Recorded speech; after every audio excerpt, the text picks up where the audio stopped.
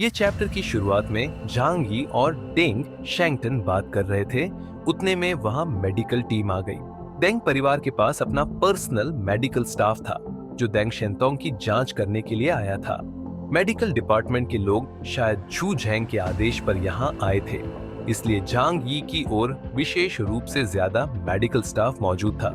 एक डॉक्टर ने गंभीरता से झांग यी से पूछा, कैप्टन क्याउस, क्या आपको कहीं कोई परेशानी महसूस हो रही है? आसपास खड़ी कई यंग और खूबसूरत नर्सें झांग यी को श्रद्धा और प्रशंसा भरी नजरों से देख रही थी। उन्हें पहले ही पता चल चुका था कि यहाँ क्या हुआ था। इस समय झांग यी पूरे ब्लिजार्ड सिटी के हीरो बन चुके थे। झांग यी ने हाथ हिलाते हुए कहा, मुझे कुछ नहीं हुआ और मैं घायल नहीं हूँ। आप बाकी घायलों का इलाज करें।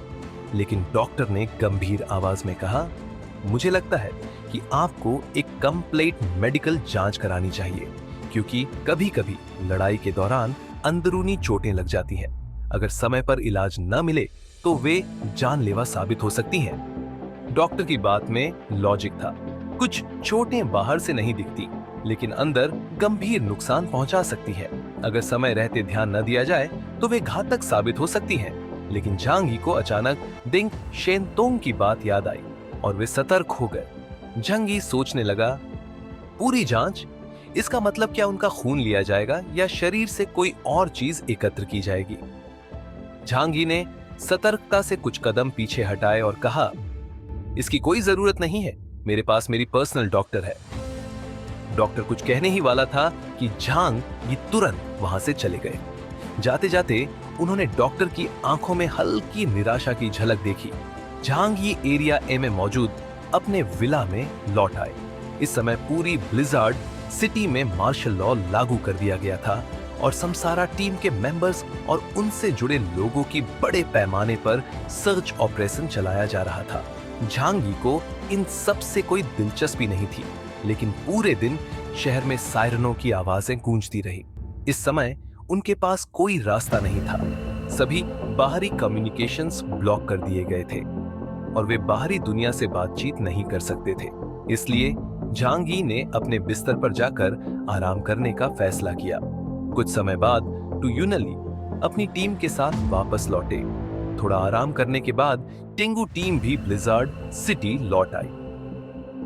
जैसे ही वे लौटे, उन्होंने बिना रुके गद्दारों को मारने के मिशन में शामिल हो गए, क्योंकि कुछ लोगों के पास पर्सनल आर्मी थी और उन्हें दबाने के लिए फोर्स का यूज करना जरूरी था। जांच के बाद जल्दी ही यह पता चला कि कौन-कौन समसारा टीम के संपर्क में था। ब्लिजार्ड सिटी की पॉपुलेशन 20 लाख थी और ये कई लेवल्स में डिवाइडेड थी।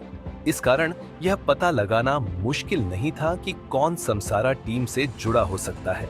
बाइली चांगकिंग भी वापस ब्लिजार्ड सिटी आ गए। उन्होंने दागोंग यांजिन की पावर को ऑब्जर्व करके अपनी जान बचाई और बियान जुनवू जैसा हश्र होने से बच गए। जैसे ही वे लौटे, उन्होंने सीधे अपने पुराने स्क्वाड लीडर वू झेंगहेंग के घर जाने का फैसला किया। जब विद्रोह हुआ तो वू झेंगहेंग ने ही कमांड सेंटर की अलार्म सिस्टम को बंद किया था, जिससे समसारा टीम को अंदर घुसने में मदद मिली। वू झेंगहेंग अपने बीमार बेटे को दवा खिला रहे थे, जबकि उनकी पत्नी पास में चिंतित होकर बड़बड़ा रही थी। शहर में इतना बड़ा कांड हो गया, कहीं इसका असर हमारे परिवार पर तो नहीं पड़ेगा? ओल्ड वू, क्यों ना तुम काम पर वापस चले जाओ? अगर तुम्हारे बॉस ने नाराज होकर तुम्हें दोषी ठहरा दिया तो बहुत देर हो जाएगी। वू झेंगहेंग ने अपनी पत्नी की बातों का कोई जवाब नहीं दिया। वे सिर्फ मुस्कुराते रहे और अपने बीमार बेटे को प्यार से दूध पिलाते रहे। उनका बेटा जन्मजात हार्ट की बीमारी से पीड़ित था। दुनिया खत्म होने के बाद बीमारी ने गंभीर रूप ले लिया और वह 6 महीने से बिस्तर पर पड़ा था। अब वह सिर्फ लिक्विड फूड ही खा सकता था। बाइली चांगकिंग अकेले वहां पहुंचे थे। वे किसी सैनिक को साथ नहीं लाए थे। वे बस अपने पुराने साथी और स्क्वाड लीडर को थोड़ी इज्जत देना चाहते थे।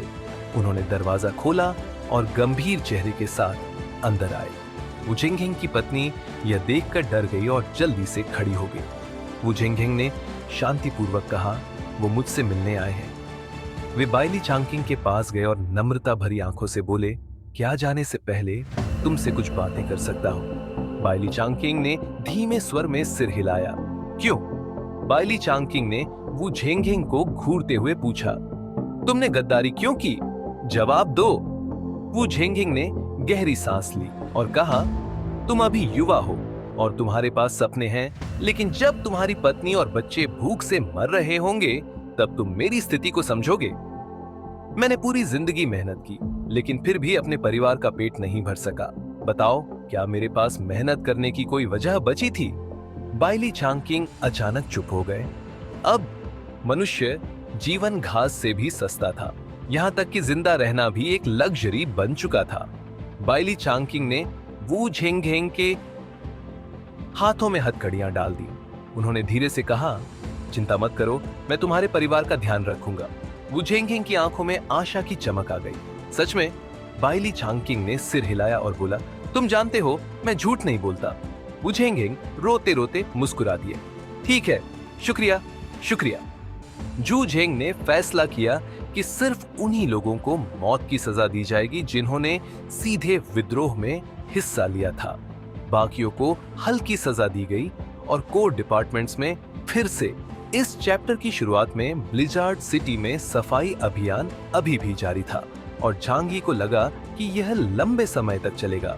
आखिरकार इस बार समसारा टीम ने लगभग ब्लिजार्ड सिटी का मेन बेस हड़प ही लिया था और जू झेंग की हत्या कर दी थी। लेकिन झांगी को उम्मीद नहीं थी कि सफाई अभियान इतनी जल्दी खत्म हो जाएगा।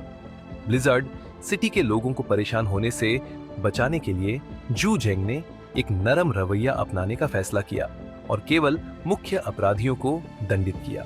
इस फैसले ने झांगी को जू झेंग के प्रति सम्मान से भर दिया। केवल ऐसे ही साहसी व्यक्ति एक बड़े क्षेत्र के कमांडर इन चीफ बन सकते हैं। जब टेंगू टीम ब्लिजार्ड सिटी लौटी तो यांग शिनशिन भी उनके साथ वापस आ गई। जहां तक लियांग यू की बात है, वह चोट के कारण घर पर ही ठीक हो रहा था। झांगी ने टियानहाई सिटी की मौजूद स्थिति के बारे में पूछा। यांग शिनशिन के जवाब ने झांगी को थोड़ा अनकंफर्टेबल कर दिया। हालांकि इक्लिप्स मून को घेरने और खत्म करने की लड़ाई में लोकल फोर्स ने मुख्य युद्ध क्षेत्र में भाग नहीं लिया था, फिर भी उन्होंने भारी नुकसान झेला। वे पहले से ही कमजोर हो चुके थे और टियानलोंग समुद्री लुटेरों से लड़ते हुए उन्होंने अपनी 30% सेना खो दी। अगर यह इसी तरह चलता रहा तो टियानहाई सिटी में लोग कम होते जाएंगे। यांग शिनशिन ने उत्सुकता से पूछा, भैया, क्या आप टियानहाई सिटी की आबादी बढ़ाना चाहते हैं? ये तो आपके मूल विचार से अलग है। झांगी ने कंधे उचकाते हुए कहा, हालांकि मुझे साजिशों और लड़ाइयों से नफरत है, लेकिन मैं यह भी नहीं चाहता कि टियानहाई सिटी सच में एक मृत शहर बन जाए। इसके अलावा अब मुझे अपने शेल्टर पर किसी के कब्जा करने की चिंता नहीं है। पावर हो तो किसी के षड्यंत्रों की चिंता नहीं करनी पड़ती। यांग शिनशिन हंसकर बोली, आबादी बढ़ाना एक लंबी प्रक्रिया है। अगर हम टियानहाई सिटी के लोगों को अभी से बच्चे पैदा करने के लिए कहें तो परिणाम देखने में 10 साल लग जाएंगे। हालांकि मौजूदा हालात को देखते हुए प्राचीन काल की तरह ही हमें रिप्रोडक्टिव उम्र को कम करना पड़ सकता है। झांगी ने सिर हिलाया। वह इन चीजों के बारे में सोचने में समय बर्बाद नहीं करना चाहता था। झांगी बोला, इंसान को हर दिन खुशी से जीना चाहिए, इतनी दूर की क्यों सोचे? वैसे लियांग यू और अंकल यू का क्या हाल है? अंकल यू और लियांग यू दोनों ने समुद्री लुटेरों के खिलाफ लड़ाई में हिस्सा लिया था। झांगी इतना व्यस्त था कि वह उनकी देखभाल नहीं कर पाया। हालांकि झांगी ने उन्हें जो हथियार और इक्विपमेंट दिए थे, उनकी वजह से उनके हारने का कोई सवाल ही नहीं था। यांग शिनशिन ने कहा, टीचर लियांग के हाथ में गंभीर चोट आई थी और हड्डी टूट गई थी, लेकिन सौभाग्य से सिस्टर जो ने उनकी हड्डी जोड़ दी है। कुछ समय बाद वे ठीक हो जाएंगी। अंकल यू की चिंता मत करो, उनकी सेल्फ हीलिंग क्षमता बहुत जबरदस्त है। उन्हें सिस्टर जो की मदद की भी जरूरत नहीं पड़ी। जहां तक लियांग यू की बात है, वह तो पूरी लड़ाई के दौरान छिपा रहा और उसकी चमड़ी पर खरोंच तक नहीं आई। ये सुनकर झांग यी संतुष्टि से सिर हिलाने लगा। कम से कम उसके अपने लोग सुरक्षित थे। कयामत के इस दौर में हर कोई कितनी मुश्किलों से गुजरा था और अब जाकर उन्होंने एक दूसरे के साथ एक मजबूत रिश्ता बनाया था। झांग ही नहीं चाहता था कि उनमें से किसी को कुछ हो। झांग ही मन में सोचा, इस लड़ाई के बाद हम कुछ समय के लिए आराम कर सकते हैं। झांग ही ने अपनी आंखें बंद कर लीं और आराम से सोफे पर लेट गया। अब जियांगनान क्षेत्र के आंतरिक संघर्ष खत्म हो गए थे। इक्लिप्स मून और टियान लॉन्ग समुद्री लुटेरों का खात्मा हो चुका था। इससे समुद्र के पास के शहरों में लंबे समय तक स्थिरता बनी रहेगी। अब केवल एक चीज की चिंता थी, समसारा टीम। उनके ठिकाने अननोन थे, लेकिन अब वे पूरे हुआक्सू नेशन में वांटेड लिस्ट पर थे और उनका मिशन एस लेवल का था। जैसे ही वे पकड़े जाएंगे, बहुत क्षेत्रों की विदेशी विशेष टीम उन्हें खत्म कर देंगी। लेकिन झांग ही को गांव चांगकोंग के बदले की ज्यादा चिंता नहीं थी। वह एक चतुर आदमी था और बेकार की चीजों में समय बर्बाद नहीं करता था। उसका असली लक्ष्य झू झेंग और उसकी सरकार थी। झांग ही को लगा कि वह शायद कहीं छिपा होगा और फिर से झू झेंग की स्थिति गिराने की योजना बनाएगा। लेकिन यह झांग ही की समस्या नहीं थी। तभी जंगी ने टीवी में देखा सुबह की खबर। जांच में पाया गया कि पूर्व समसारा टीम, जिसका लीडरशिप गांव चांगकोंग कर रहा था, उसने लोगों और मूल्यों से विश्वासघात किया। नियोन रॉनिन से मिलकर जियांगनान क्षेत्र को भारी नुकसान पहुंचाया। लेकिन मार्शल जू झेंग के लीडरशिप में जियांगनान क्षेत्र एकजुट हुआ और उनके षड्यंत्रों को नाकाम कर दिया। इस पूरे अभियान के दौरान टेंगू टीम के कप्तान क्याओस ने कई युद्धों में भाग लिया, इक्लिप्स मून और समुद्री लुटेरों को हराया। उन्होंने ब्लिजार्ड सिटी लौटकर समसारा टीम के गद्दारों को भी हराया। क्याओस की इंटेलिजेंस बहुत अच्छा है और इसे सभी नागरिकों के लिए प्रेरणा के रूप में देखा जाना चाहिए। अगर किसी को समसारा टीम के बारे में कोई जानकारी मिलती है तो उसे तुरंत अधिकारियों को सूचित करना होगा, वरना उसे भी षड्यंत्र में शामिल माना जाएगा। झांग ही अपने कमरे में नाश्ता कर रहा था और टीवी पर यह खबर देख रहा था।